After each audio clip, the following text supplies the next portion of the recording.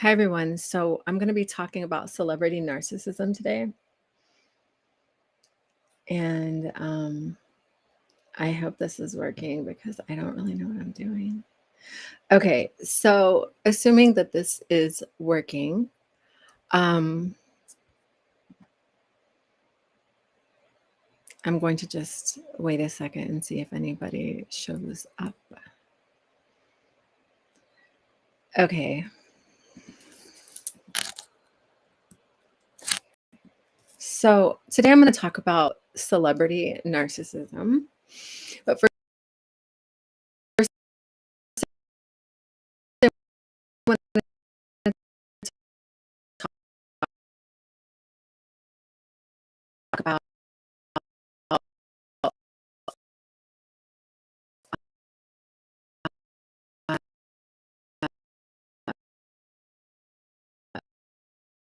the dark triad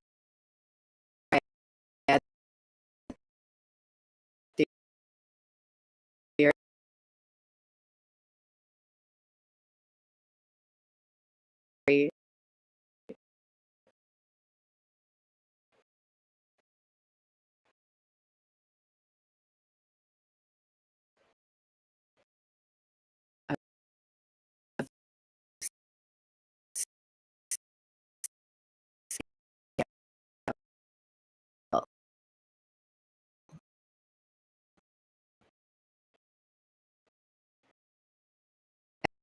And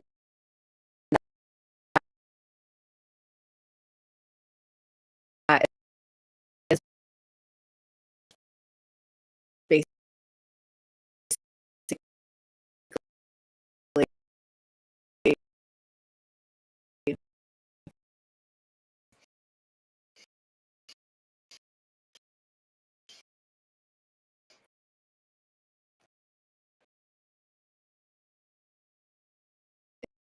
it's a theory of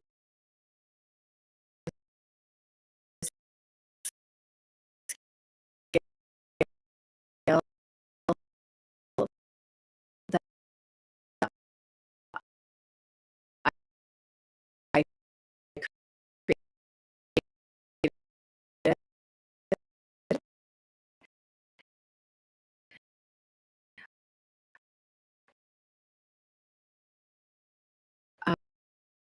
Uh, uh,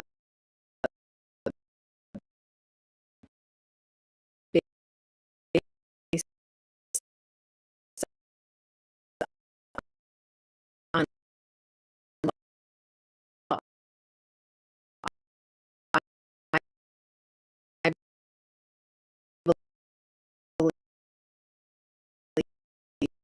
believe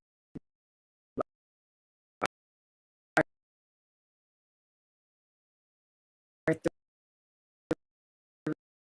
three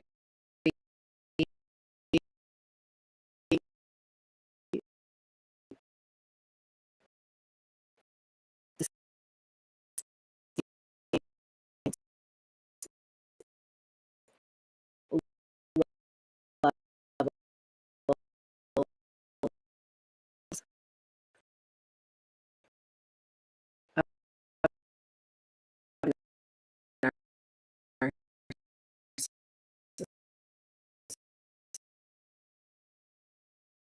narcissism.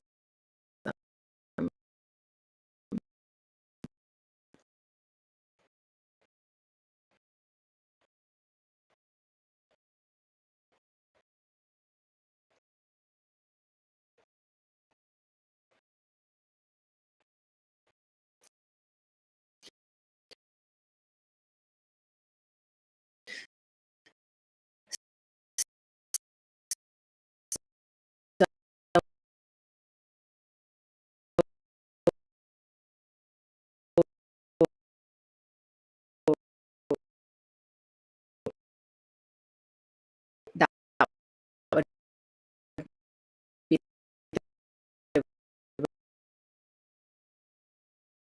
regular narcissist,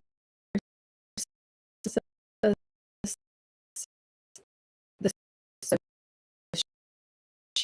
sociopath, narcissist,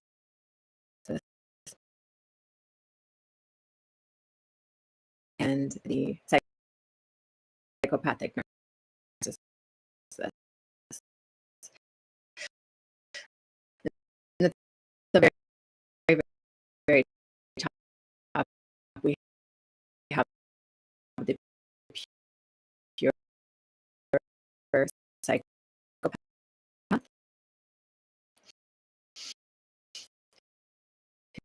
who is generally not considered on the scale of narcissism unless they are comorbid, which Sam Batman, leading narcissism experts, agree or having to do with narcissism. Psychopaths don't need to have to have it, but have pure psychopath. And that's the thing that is that typified clinically diagnosable is healthy narcissism. Criteria, apologize, marker, or sustained to actually grow, evolve, or normal, are able to do. Sorry, but and don't really learn. I don't government. I don't very educated enough about the statistics are alarming. Pathological for and then 6% narcissistic or pure like how this really 13 or 28 people like contribution and collective. That's wow. I'm super at doing narcissist, bitch narcissist. Proclivities. I really feel. I don't know. This is right. Okay, so with the regular sons who are people, they're just not enough.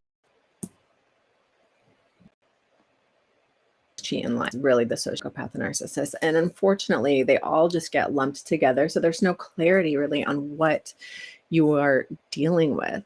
And the reality is it really helps us to know, like, okay, the bottom line is with all the narcissists is that their actual the nature of their illness is what defines their inability to get better. And that's the inability to self-reflect. So it's like they don't really get better because they don't really self-reflect. Now, someone with tendencies will. They can and they will, and it might not be a bowl full of cherries, but they'll do it, right? It might take a minute to process. Be like, I guess this is narcissistic of me. Unless you're like really brutally honest with yourself and you're like, this is me. Oh my God. But so you recognize it. And you change, evolve, and grow. And some things you just come to accept. You know, they're not really hurting anyone else. They're, you know, like delusions, they grandeur. You know, like you have these like booming fantasies of like what's going to happen, or, you know, you just have these like grand ideas. You know, there's not much anyone can do about that. You can laugh at yourself about them and use them as inspiration at other times. And someone who has grandiosity, I mean, you can try to tone that down, right? But you're not going to probably permanently get rid of it. It's like a signature artist thing. As far as the cheating and lying, those are the main things that we see with narcissists is serial cheating, inaccountability, and just a lot of mind games. And the thing is they're just so unaware of their own issues. And there's a part of them, it's like something just doesn't connect, right? It's like they can be really smart in one area or be able to do certain things or help the community, but there's a part of them that is just daft, you know? And that's why, you know, there's some connection with narcissism and autism. Autism is not intentionally manipulative at all, but the narcissist, their inability to, connect the dots is almost autistic, right?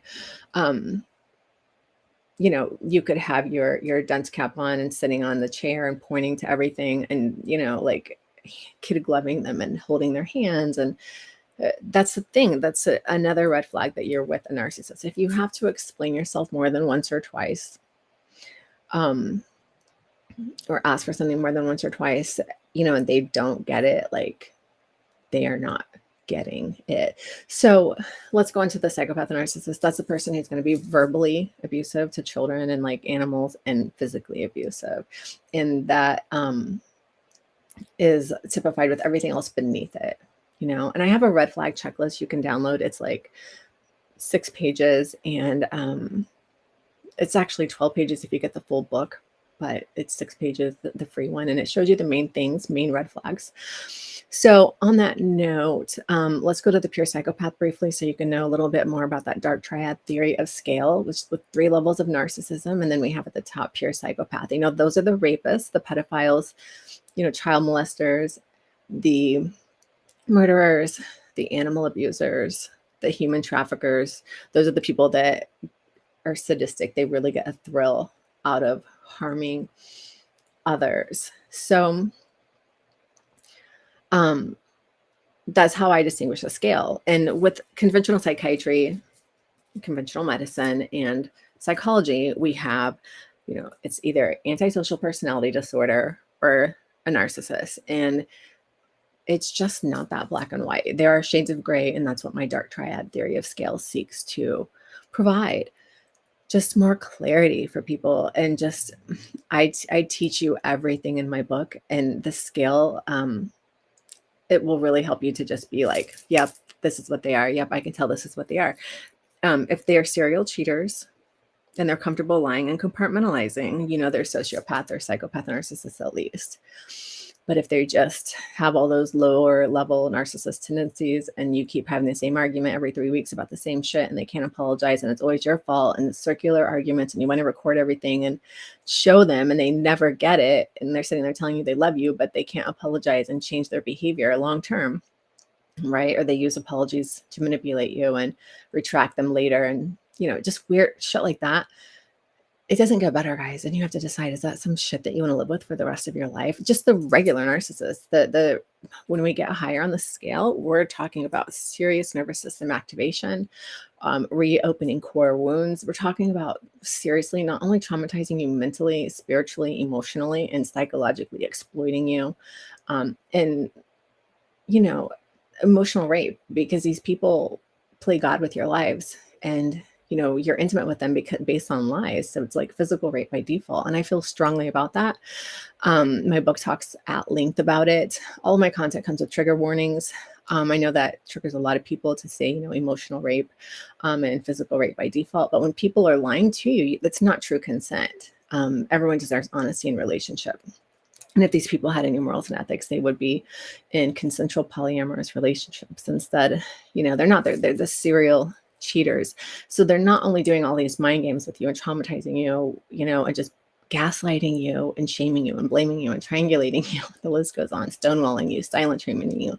Not only are they doing all of that kind of stuff, but they're also activating your nervous system on a physical level. And dark triad relationships, narcissistically abusive relationships, and relationships with psychopaths, people, that are physically violent, verbally abusive, to you, animals, or children, and who the sociopath narcissist is not going to be verbally or physically abusive, but their mind games batter you spiritually. Spiritual, warfare. It's so dark that someone can just be like, I love you, I care about you, you're so special to me, you're so special, and do the things that they do to you, right? But they're not well, so we can't really expect a lot from them, or that would make us the sick people too. And not to shame them and be like they're sick, but like they thrive on calling you crazy and invalidating you. And just the massive irony is that they are like the emperor's clothes, like they can't see who they are, right? It's really like not fun to always be like, oh God, this thing about me, but I love myself anyway, and I'm gonna heal, evolve, grow and change, right? That's one thing. The narcissist is like, no, you are the problem and you are crazy. And again, it's like they lie, but I'm going to really get into this when I talk in just a second about 90 Day Fiance and the reunion last night with Big Ed. He is the poster boy, along with Tristan Thompson, for sociopath narcissism. And there's a few sociopath narcissists on these shows. And the thing is that we really are going to just have to come to terms with is that, dark triad makes up, I went through those statistics with you, and dark triad makes up a solid 24%.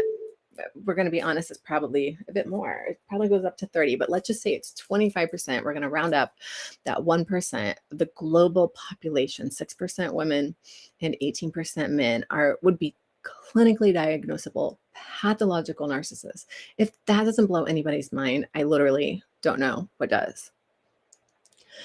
So I hope this is all recording. Ugh. Anyway, if not, whatever, I will redo it. So, you have a little bit of an idea of what the dark triad theory of scale is. It's just, an idea that there's three types of narcissists: the regular narcissist who sucks and will just seriously, it's no way to live. And then the sociopath narcissist who is a step above, who is able to compartmentalize and cheat and lie. And they do, they're the serial cheaters. And then at the top, we have the psychopath narcissist who is, physically aggressive, violent, rapey, rape vibes. Um, they are more sexually perverse, and they are also cheaters, serial cheaters and liars. At the upper level triads for the sociopath and psychopath and narcissist, we have bottomless pits for validation seeking, external validation seeking. They are bottomless pits for validation, which is also supply. And people don't understand, well, what's supply? When I first came into the world of narcissism, I'm like, supply, what the fuck is that? Supply is basically ego supply, right? And it's just, they have different levels of supply. We're not going to get into that, but that's what differentiates upper level triads. The lower regular narcissist, he doesn't really need a lot of supply, and he's not a cheater and a liar, but he does every other thing that the narcissist does. And he might have a little bit more grandiosity than the upper levels. He's just not super aware, and he's super toxic. And then the upper level with the sociopath and psychopath and narcissist, those are the people. Wow, they will leave you a psychological mess. They are just so exploitive and so self-righteous and clueless about how their behavior affects other people. They're only really aware of what your behavior does, not what theirs does. And this is like a loop with them. And when I was talking about autism earlier, that's what I mean. It's like it just keeps looping. Like they cannot process. So it is what it is. So let's talk about celebrity narcissism right now. We're going to talk about the 90-Day Fiancé. So Big Ed, if you're familiar, he's been on, I don't know how many years. And he basically, I mean, if you could roll a human being, you'd be able to roll him because he's like a literal ball. And what I'm trying to say is, that's fine. That's great. There's a person for everybody, hopefully, right? So his looks don't matter, but he's with this really attractive woman named Liz. And she's a really, kind, loving woman. You can tell. And see, you can never, that's what people do. These experts in narcissism like Vaknin, he does talk about attachment theory a little bit, but like Ross Rosenberg, he's a big one. And, he's like, I don't know anything about attachment theory. In my opinion, you cannot literally talk about dark triad without talking about attachment theory. It's like, which came first, the egg or the chicken? So here's the thing. I'm going to tell you right now about attachment theory. It's critical to the entire planet because at the root of all human suffering and the environmental crisis that we find ourselves in now is attachment theory. And all dark triad, all are insecurely attached. I believe that it's debatable about the psychopaths and their attachment, but that's not really important. But at the regular, the sociopath and the psychopath narcissist, anyone who needs supply, they are, all insecurely attached, meaning they did not develop a proper attachment to their primary caregiver. Now, with a pure psychopath, he does not need supply, and like they may not really have an attachment, right? It's like not everyone fits totally into that box. And if anyone doesn't, it would be them. But other than that, all dark triad has an insecure attachment, but not all insecurely attached people are dark triad.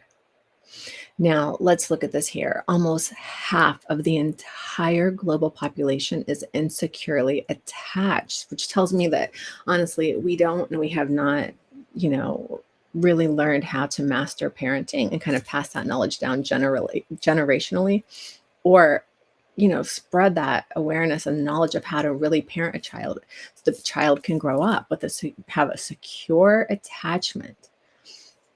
Okay, because if they are not securely attached, it puts them at risk for dark triad relationships. It puts them at risk for becoming a dark triad, and it puts them just at risk for more An insecure attachment might indicate more adverse childhood events, which is your ACE score, which is connected to disease and, cancer when you get older. So dark triad is really heavily connected to illness and poor health. Okay. And, if we can reduce these numbers, we're going to obviously make a huge impact on health. But the thing is it's not just that, it's the environment. It's the dark triads that are the ones who are super, super exploding. They're the ones that are like, well, yeah, we'll dump black dye down this river and kill 20 fish because we're going to make $200. But who cares what's going to happen to it in 2 months? If all the fish are dead, at least we made $200. They're like totally unethical capitalism, like exploitative capitalism.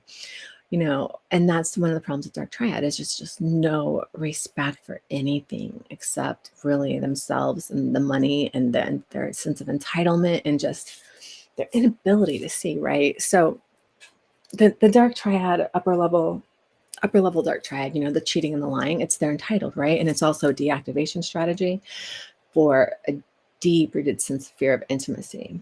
Right. Most of us can kind of work through our intimacy issues, at peace and just, handle it. But with them, it's so profound and so deep. And because they did not bond properly with the primary caregiver, specifically, usually the mother, especially with the sociopath narcissist, they feel like if they can cheat on you, then they don't really love you. And if they don't really love you, then they can cheat on you. Right. And it also keeps them safe from that profound connection. And really surrendering and giving themselves to one person, right? So they can have a connection and infatuation, like all that stuff is real that you felt with them. I'm not going to invalidate that because I've been there and I know that it's real. But what I am going to say is that they're not capable of a long-term, a pure, irrevocable love because they never bonded. And they have a fear of intimacy. So they're going to always sabotage through deactivation strategies, which are those weird things you see them doing after you've finally let your walls down and surrendered to them, right? They won you. And then as soon as they get you, their deactivation strategies start. Now, that means a lot more than what you think it does, because with the sociopath and the psychopath, upper level dark triads, they are always cheating on you, almost always from the beginning. Right. And the truth is always relative to them. So it's not like it's, this is the truth, and that's a lie. For them, it's like, well, and the truth is always relative with the dark triad.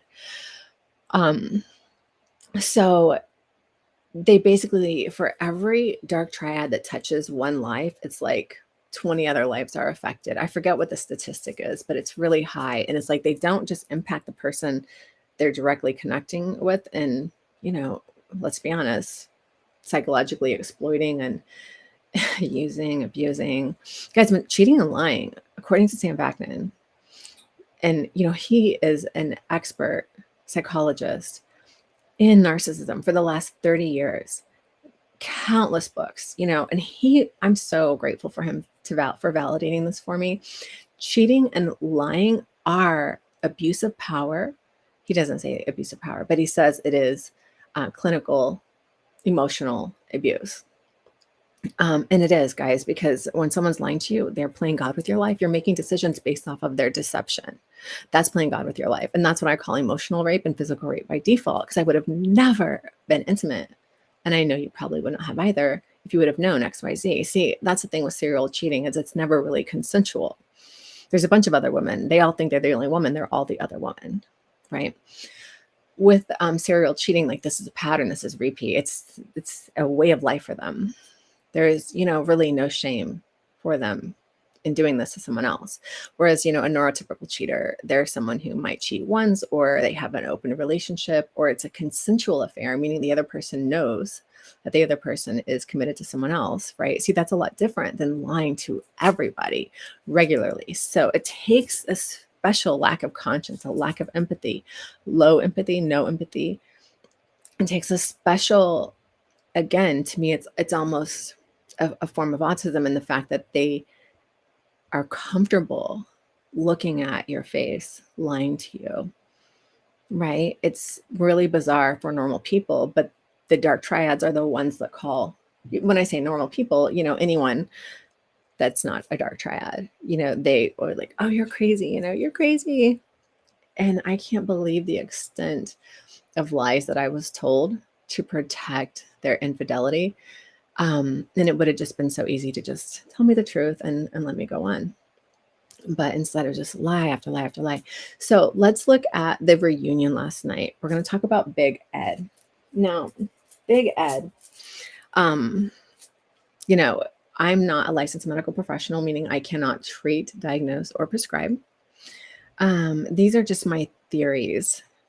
It's that narcissism falls on a scale of 3, and that at the top we have pure psychopathy. I don't talk about borderline and histrionic because, borderline can self-reflect, evolve, change, and grow. And that is actually a retractable disorder. In the 40s, it usually dissipates unless the person is repeating patterns. Insecurely attached people are attracted to dark triads. And we keep perpetuating this insecure attachment in dark triad. When we learn how to parent and raise securely attached children, then we reduce dark triad populations, which cause harm to each other in the environment. We need to let dark triad shrink and die out. But I will say dark triad is, all the entertainment, all the Hitchcock stuff, all of the Twilight Zone.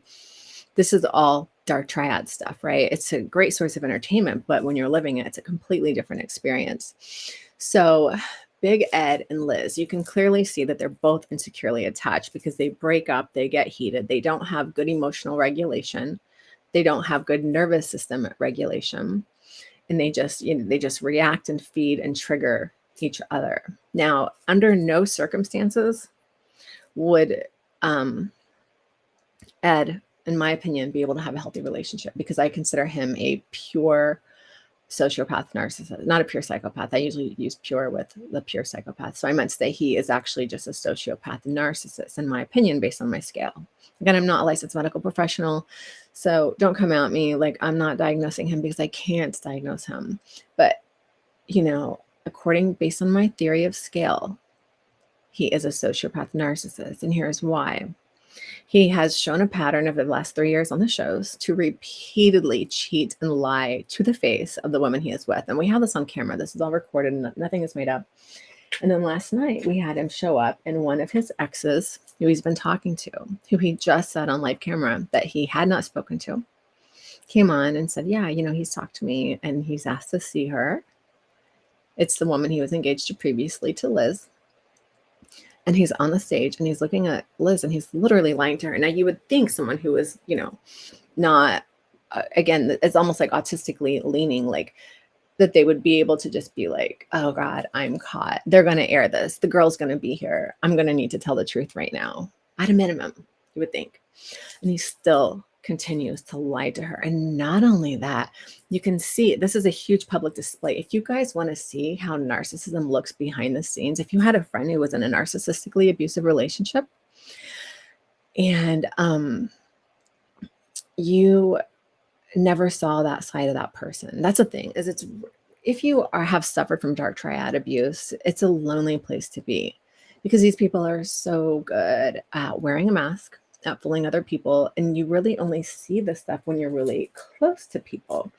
So it's a lonely place to be, because everybody, just thinks that they're so great, so incredible. And again, part of them is, or you would have never fallen for them, right?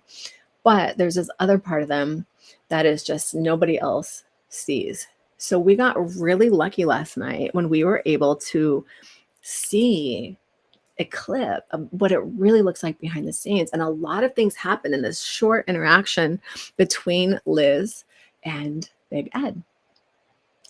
And so Big Ed, I hope this is recording anyway. He proceeds to deny and lie, and he gets caught, and he never ever goes back and is like, sorry for lying.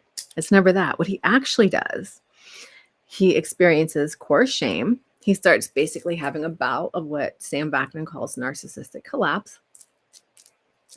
It's like extreme shame in the moment. And he actually starts blaming Liz for not having his back. And even though he just got caught cheating and lying to her, which is crazy. And he's mad at her now and says that she should have had his back because some of the cast members criticize him. Some of the cast members criticize him, and later on he tells Liz, he's like, I couldn't take it. And in that moment, you really should have had my back. But he just got caught in a lie of like basically cheating on her. Not only that, he'd been on dating sites, and it's shown active 2 hours ago. And he sat there and lied, and he said, I haven't been on that for years or months. It's been deactivated. And she said, it says 2 hours ago you were on here. And he just looks at the screen. So it really sucks because I know, what does this equate to? This is showing you the real face of narcissism, right? A pure, unadulterated, dark triad. And what I mean when I say that is, I know that you're with your dark triad, and I know that how you think about them. You have a certain esteem for them, right? They're cute, they're funny, they're sexy. They brought out your sexual side. They got you in touch with your intimate side. They really pushed your boundaries and made you better than, what you were before, right? Because that's how it is almost with a dark triad relationship. They get, I'm going to talk about that another day. But I'm basically talking about how you're always striving in that relationship to look and be your best. And it's a really tall order. And you do reach new heights of self-awareness and self-improvement, which is so ironic because they have none, but they're increasing your levels of self-awareness. Yet they have none, and nothing you can do will increase their levels. So such a weird dynamic.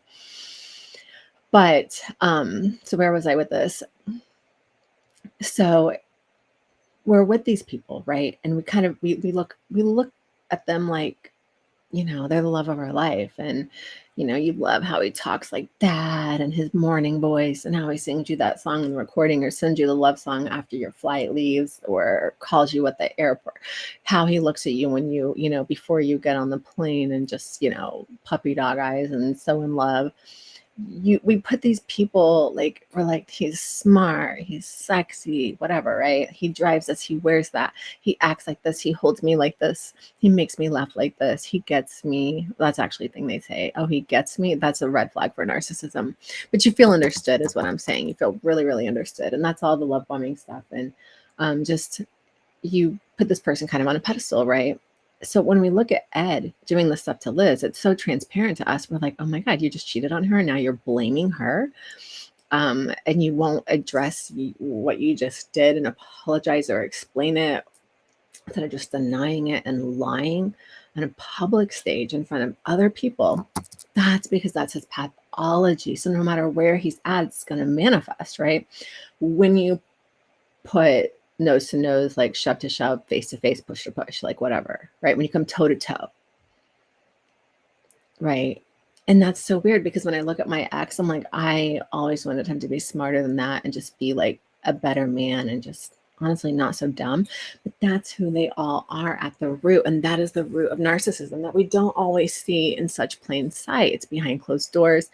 And, alone, she could have never nailed him down to that question. He would have never answered it. And in public, he did not answer it either. And what does he do instead? He basically gaslights her. He shames her. He blames her. This is a pattern of when these men get caught cheating. They shame you for how you found out or if you found out. They blame you and they flip it around and they stonewall. They will not answer a fucking question that will bring them what I would say more core shame. And with that follows narcissistic collapse. Now, narcissistic collapse, Sam Vaknin says it has to be a really, really bad situation, and that mostly borderlines can cause narcissistic collapse, but not other people. I'm going to say that it depends on the narcissist, how sensitive they are to narcissistic collapse, which basically is like this core shame thing that causes them to shut down and melt down. Later on in the show, we saw that where Big Ed is confronting Liz, he apologizes for demanding the ring back, which is, good. It's like to say like they can never, ever apologize. Yes, they can when their back is against the wall, or, they think it will make them look better for a minute, but they'll always bounce back to, well, I was justified, or, I was just saying sorry to be the bigger person. It's never sustained long-term accountability with them. And then they also don't change. They repeat these patterns, which then that's considered manipulative, right? So they're just wasting your time. Now, not only does Ed do this behind the scenes whenever they close for the show and they go and have dinner together, it's like episode 1 of the reunion. He goes on to tell her that she should have had his back after she basically, caught him cheating on dating sites. He's thinking about himself. And she says, Ed, you're always thinking about yourself. It's never about me.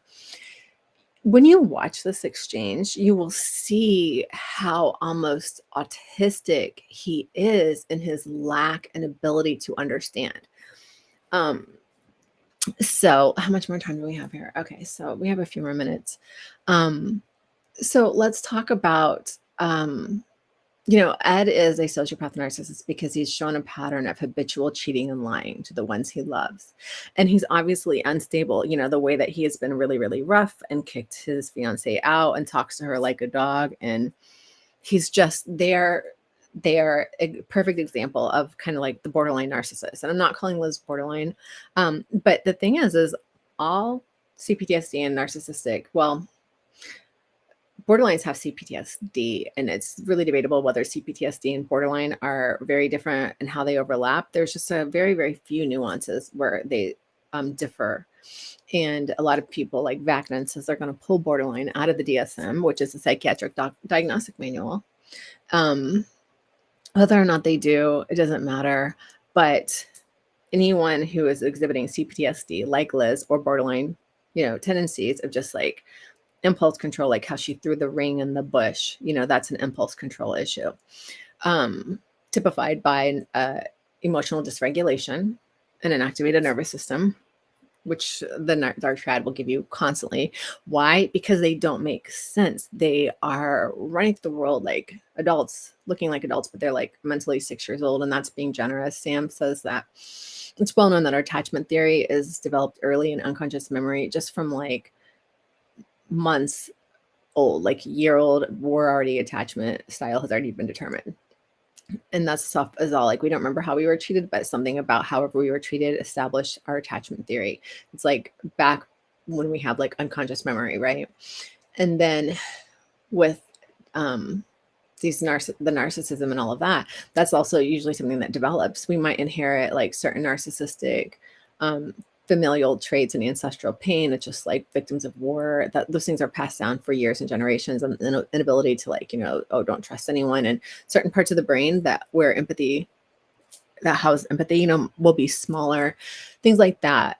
But if we know how to raise children, we can raise securely attached children. But if we don't, all of that genetic stuff and ancestral stuff gets passed down, and then the environment contributes. And that's where we get, the dark triad, outside of pure psychopathy, which is thought often actually to be genetic.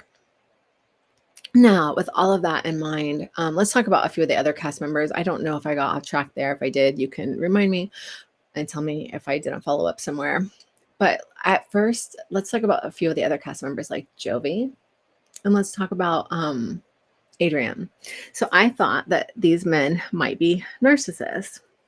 We have Jovi going to strip clubs and his wife, pregnant at home. Terrible Jovi, and that's low empathy. Later on, we see that he actually does have empathy. Him and Adrian have a conversation, and Jovi is able to be relatively calm. He does walk out, which he's shamed for doing by Adrian, saying all you Americans just like run away. You don't resolve anything. But him and Adrian, I think his name is Adrian, are able to talk again later and have a civil conversation. Now, what this shows is Jovi's ability to self-reflect. You could tell that he felt bad, and looking at his behavior through another man, an alpha man, because Adrian is an alpha man, his opinion, you can see that dinged his ego a little bit, and it kind of opened his eyes, right? You can see Jovi's ability to self-reflect. But he also gives it back to Adrian and makes Adrian self-reflect. Now, I know that Adrian is not a sociopath or upper level dark triad, like a psychopath narcissist, because he talks about, how he would never go to a strip club and he would never ruin his marriage and his family. This shows a securely attached man, possibly. He does have some tendencies with like silent treatment and aggression. I don't think that he's a lower level narcissist. I think that, Libby I think that's her name. She seems pretty happy. I do see some dismissive tendencies in Adrian, who I think is Adrian, which he could work on those, I think. Dismissive avoidant attachment is a hard style. He appears secure, but, you can still pull some dismissive things. Then so Jovi and Adrian are not narcissists. And then Big Ed, I feel absolutely is a sociopathic narcissist. And then there's the older lady. And I think, I don't know what that show is called. Maybe it's like Finding Love Again or something. I'm not sure, but it's in the same franchise. And Colin, she has a son, and he is a sociopath narcissist. And with Big Ed and Colin, I want to say, Cole, they both have the type of narcissism that's from overindulgence and inaccountability. So you don't see that as much as you just see the regular sociopath and psychopath and narcissist who had it. Even the regular narcissist, I don't know any level of dark triad that did not have a physically or emotionally abusive or neglectful childhood on some level, right? And I talk about that at length in my book about what some of those case studies might look like. But with Cole, what I don't talk a lot about in my book, hardly at all, is the other kind of narcissism that results from overindulgence and sometimes just, missing a father figure or an abusive father figure, right? Those play major roles. It's not just the mother wound. It's also a father wound. So it depends on the situation. Sometimes there are wounds from each parent. Often there usually honestly are. So with Cole, for example, his father was gone and then he had his mother raising him, and she put him on, a pedestal, and it really did not fare well for him. And if you watch the last reunion where he comes on the show, his behavior is crazy. Yes, Debbie does lose it once or twice, and she does have, some issues. But Cole, in my opinion, was a full-blown sociopath narcissist. He's a serial liar and a serial cheater. And he said, and even his girlfriend said she's kind of taken on the mother role. That's what Vaknin always says. The narcissist is always looking for you to fill that mother wound for them. And that's kind of how those roles go. So if you are in a relationship with a dark triad, in some ways, you're taking care of them. Not always. They can still be very, very masculine. And a lot of us get alpha men confused with dark triad. Guys, again, that statistic is 24% of the population are pathologically, clinically diagnosable narcissistic, which is frightening. Let's talk briefly about healthy narcissism, narcissist tendencies, and narcissist pathology and how they differ. So healthy narcissism is just that, you're worthy, you love yourself, you respect yourself, you're attuned to yourself. If you don't have defined conscious boundaries, you have some sense of unconscious boundaries, just like, when it's time to walk away and, let go. You don't cling to things that are bad for you. That's a healthy narcissism. We're talking about narcissist tendencies. It's someone who might actually have had most likely, almost 100% had a narcissist parent, and they pulled a lot of those tendencies from their parent. What separates them from pathology, though, is that when it's pointed out to them by a good friend who the person trusts for credibility, right? Or, when they start studying, for example, a book on narcissism, like my book, where I list arrogance. I wish I had the book pulled up right now. Maybe I'm going to pull it up. I'm going to tell you all the things I talk about. Okay, so I talk about ideal love, grandiosity, ego supply, self-love deficit disorder, flying monkeys, devalue and discard, triangulation, dog whistling, delusion, arrogance, hoovering, entitlement, serial cheating and lying, invalidation, core shame, getting red flagged, blame shifting, dismissiveness, narcissistic rage, silent treatment, self-victimization, stonewalling, misogyny, the sociopath smirk, thrill-seeking, narcissistic injury, general deception, deactivation strategies, secretiveness, the smear campaign, and boundaries. And I talk about, ending or leaving one of those types of relationships. So you can see all of, the different behaviors that you might encounter with these people. But in the process of reading that stuff, you will say, oh, yikes, am I the narcissist? I am really grandiose. Or sometimes I do lack empathy. Now, the thing is empathy is something that kind of fluctuates for all of us. It can be relative, like, an animal in danger or suffering might really, really trigger you, but maybe you see homeless people all the time. So maybe that really triggers you and you can't stand to see any homeless people. Empathy can fluctuate. It depends, right? Our levels of sensitivity. But with dark triad, it's always low, no, or selective. It's one of those three. It's never like profound, I mean, it can be like they can have a lot of empathy, but not for you in a consistent way that actually matters, right? Low, no, and selective is unpredictable. But when you're reading this stuff, you might start to recognize, oh man, is that me? Am I the narcissist? I almost would say it would not be normal not to wonder, because when we get involved with these dark triad relationships, these can be so subtle and so insidious and so damaging. It's such a nervous system activation and trauma, honestly. And it's a trauma response in them, their behavior. All of the narcissist behavior is all a trauma response. Very, very little is based in any reality or honest objectivity and self-perception. Okay. It's almost all trauma response. And then what they do to us, it causes us to operate from a trauma response too. And maybe we already were to begin with. The healthier we are mentally, emotionally, spiritually, and physically, the less likely we are actually to become vulnerable or to be susceptible to a dark triad. It's kind of like building up, your immune system from a virus, right? It's like educating yourself. And that's what my book will do. It'll just educate you. So you really have a few more shields in place to protect yourself. Again, guys, with almost 25% of the population being pathologically narcissistic, you're going to run into them. That is basically literally 1 in 4 people.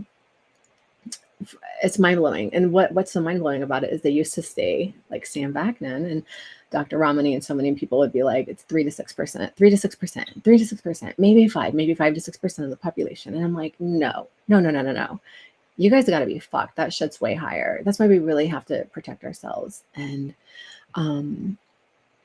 be smart and get educated. So when you're looking at this stuff, you might recognize some of these things in yourself. But see, narcissists don't recognize things in themselves unless they're very, very self-aware and they really, really hit rock bottom before. I mean, like Sam Vaknin, he's a twice diagnosed pathological narcissist, but he's also an expert in narcissism, and he's able to really be honest. There's a few coaches that admit to having narcissism, and I think that that's great, but my point is that if you have tendencies, you can see them. And you be honest with yourself about them. When we get into pathology, narcissistic pathology, that's what defines the personality disorder, is the inability to see. Okay. It's like blind leading the blind, or the emperor with no clothes. It doesn't matter, again, how much you hold their hand or coddle them or, pray for them, wish for them, hope for them. It's like we're always trying to help them to figure it out. And newsflash, they can't, they won't, it will not happen. Yeah. So this is not really an episode about can the narcissist change. I have an entire chapter in my book about that. Yeah. That is a whole other kind of worms, and we will talk about that in a different episode.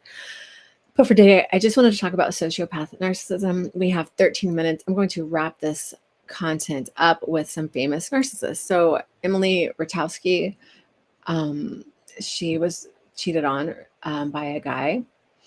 And guys, whenever you're with a young, beautiful, stunning woman and you cheat on her, you are a sociopath narcissist, because you don't have to cheat and lie. You choose to do it. And a healthy, secure person, unless they're married for 20 years. And again, it's in a sexless relationship and it's the first and only affair they've ever had. And, that's neurotypical cheating. But serial cheating is, you have a young, beautiful woman at home, the mother of your child, and you choose to cheat on her and lie to her when you could have just told her, hey, I want out, right? That's the marker. That it's the abject lack of self-respect, especially when a child is involved. You owe the mother more respect than to just cheat on her and lie to her. Okay, that is exploitive, emotional rape and physical rape by default. When you are sleeping with someone, you're sleeping with someone else, and nobody has any idea about it, and you're putting their physical health and lives at risk and their emotional well-being. Okay, that's psychological exploitation. That is a dark triad marker. So there we go with Emily's ex. Again, not licensed to treat, diagnose, or prescribe. Therefore, I can't diagnose, but these are my opinions, and my opinions only. Let's talk about Tristan Thompson. So, God, first of all, if Chloe were ever listening, I really think it sucks how he lied with the egg stuff. But at the same time, I really feel that True needed a same father sibling. And I actually thought that you knew about the cheating and consciously decided to have a kid with him, which I know, like you said, is sociopathic because he just had another baby with another woman, and you would have never done that regardless if True needed a same father sibling or not. But it's kind of like that's how it happened, and that's how it was meant to happen. And it fucking sucks that lying was involved and that you don't have, a baby daddy to love, cherish, and honor you like you deserve. But I know that you, like all of us, saw but did not recognize, and you did not know what to make of the insane, reckless red flags that you saw. Some you recognized, some you didn't.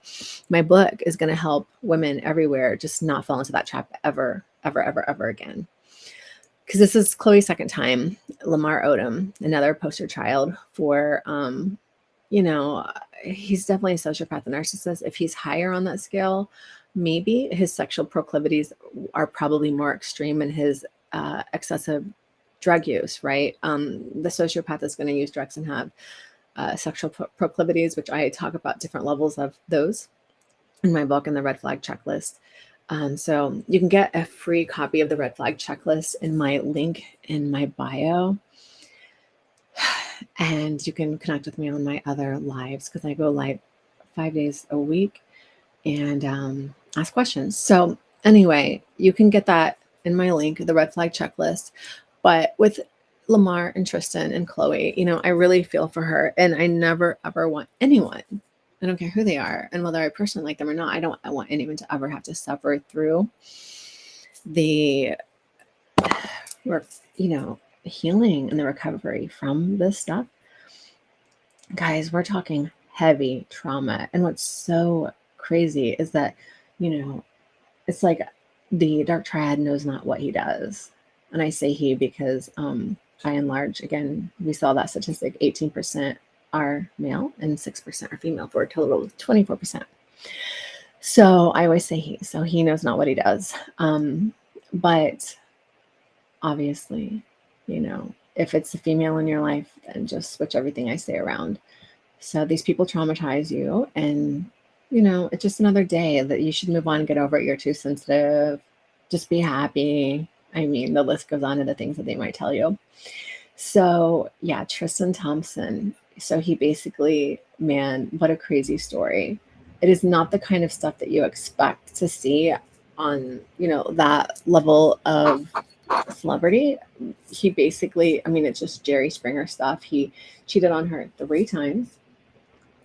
And the last time he did it, he basically, they had a fertility specialist, and they did an embryo, and she ended up having a baby. And he did this while he knew that he had just fathered another child behind her back, and she had just had a Christmas party for him before he left and cheated for a 3rd time. Now, a lot of people can say, well, she shouldn't have, whatever, but she had a child with him, and it's understandable. There's probably a little bit of a trauma bond. But if you watch episodes of them, you can see he's not too bright.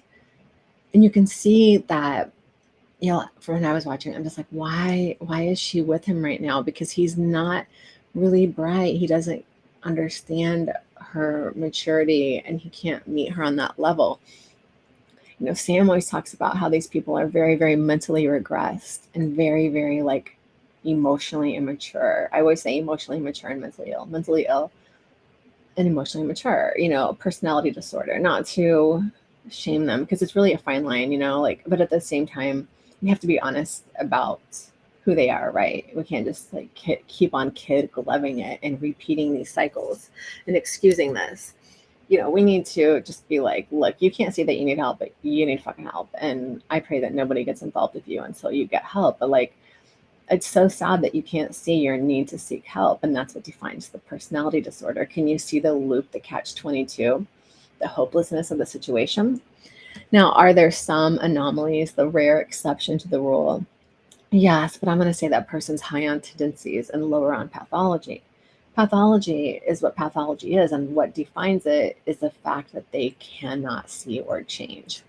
And if they do, like Sam says, it's temporary. It's one step forward, two steps back. He says that this is a core part of their identity, But if you have someone with tendencies and they're able to see, and be aware, and you see growth and change in them, more power to you, We don't want to have to get rid of a good person if we don't have to. But when someone repeatedly cheats and they're a serial cheater like Lamar Odom and Tristan Thompson, it to me is, hinting that perhaps she had an insecure attachment, or she was, she's totally exploited, of course. Her good nature was exploited. It's very, very traumatizing. And it's like Liz and Big Ed. When you go watch that, guys, pay close attention to how he gaslights her on the stage and how she is at a total loss to reach him, right? To reach that part in him, the human part. He's just like this daft, ignorant, stupid little like man that can't see the beauty of the woman in front of him. It's like Liz is like, yeah, I had this mistake, and I'm sorry about this. It's like basically the dark triad will always have you apologizing for what they did to you. It's sick. It's sad. It's the bitter truth. The good thing though is a lot of healing can come from these relationships with yourself, and globally we can use it as an opportunity to teach parents and would-be parents and current parents, like, hey, you need to start making sure that you're raising a securely attached child. You do not want to raise a child who is at risk for a dark triad relationship, which is abusive mentally, emotionally, spiritually, physically, and sexually, and you may not, and you want to raise a child who is not at risk for becoming a dark triad. So risk for becoming or risk for getting involved. You have to raise securely attached children. And that's going to reduce the environmental load, the unethical capitalism. So we can move towards more sustainable ethical capitalism instead of exploitive capitalism. Because dark triad is at the root of all human suffering and the environmental crisis we find ourselves in. So we have to work for the next 100, 200 years to reduce dark triad populations. This is where we start. It's here. It's now. It looks like I might have a chat. I don't know. Oh, okay. Okay. It's not a chat. All